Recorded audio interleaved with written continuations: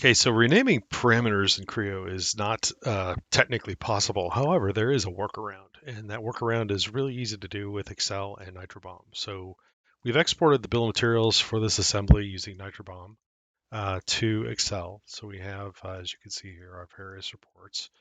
And let's say that we want to rename a description. Well, that is technically not possible. So the rename function that's here is actually for renaming models. It is not for renaming parameters. So you see it kind of grays that out. So what you could do is you could say, well, I want to enter a new column. So let's say DESCR, and that is going to be a string. So we're going to do this. And then we're just going to copy this data across here. And we're going to flag each of these models for modification. But we can also do another trick, and that is we'll delete this parameter, this old parameter, at the same time we're creating the new one. So we're going to go ahead and flag these models for change.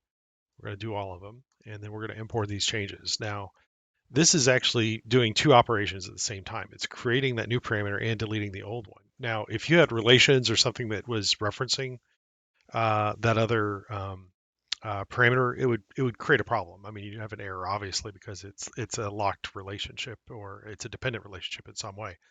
But renaming things parameters within Creo using Excel is actually pretty straightforward. It's just basically a copy of the values to a new value and then deleting of the old parameters. And you can see we did all that work in just a few seconds.